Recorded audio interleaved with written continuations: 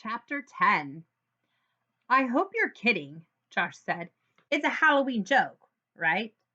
I'm not kidding, Ruth Rose said. I felt skin. Dink followed Ruth Rose's voice. He put his hand on her shoulder. Where? He asked.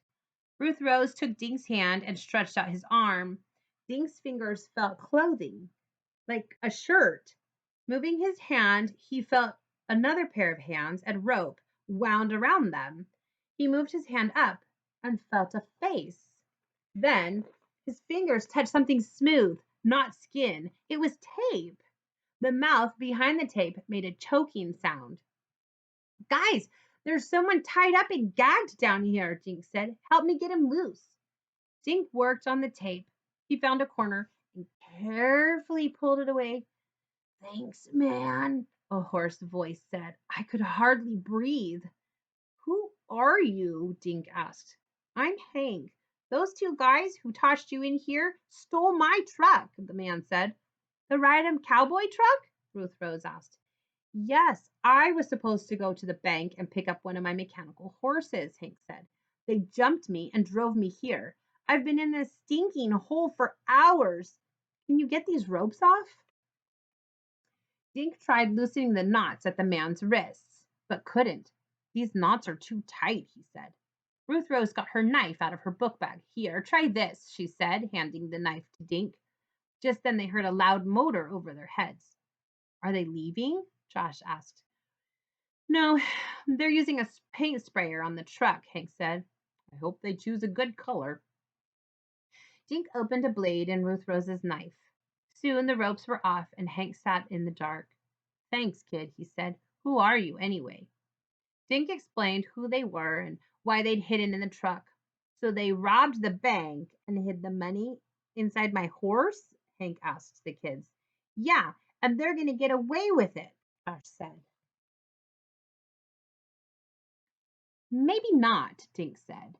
The cops might be here by then. What cops? Josh asked. The police think the robbers took off last night. And how would the cops find us anyway? Hank asked. Dink grinned in the dark. My dad will tell them, he said. Your dad? Josh asked. He doesn't even know where we are. That's what I started to tell you when Ruth Rose found Hank, Dink said. Before that guy grabbed Ruth Rose's phone, I hit the green talk button. That would have dialed my dad's number, right, Ruth Rose? And dad would have heard what those guys said to us. So he'd know we've been kidnapped. He'd call the cops. And maybe they'll see the money we threw out of the truck, Ruth Rose said. She explained to Hank how they'd emptied one of the stolen bags. Cool idea, Hank said.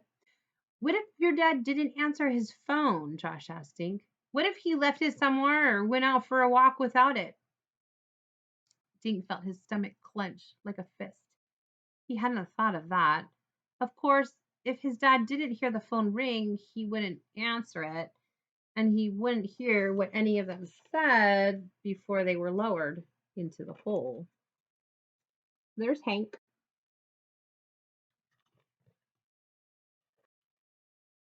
He usually keeps it with him, Dink said, but he was worried. Let's just cool it, Hank said. My partner must be wondering where I am right about now. When I don't get back, he'll call the cops. Hank and the kids sat against one of the dirt walls. I wonder if this place has room service, Josh said. I need cookies and milk. Ruth Rose giggled in the dark. Dink, how did you figure it out? She asked. How did you know the money was inside the horse? The guy they call Ace is wearing cowboy boots with silver toes, Dink answered. I saw him yesterday in front of the bank, and the rope he used to tie the tarp over the horse was the same rope that woman Bonnie was tied up with. And yesterday, when we were watching the mechanical horse, he said something about Bonnie filling it with green candy. Green candy is money, Josh said. Dink thought for a minute. Last night before the fire, I saw two guys near the horses. One of them had something shiny on his feet.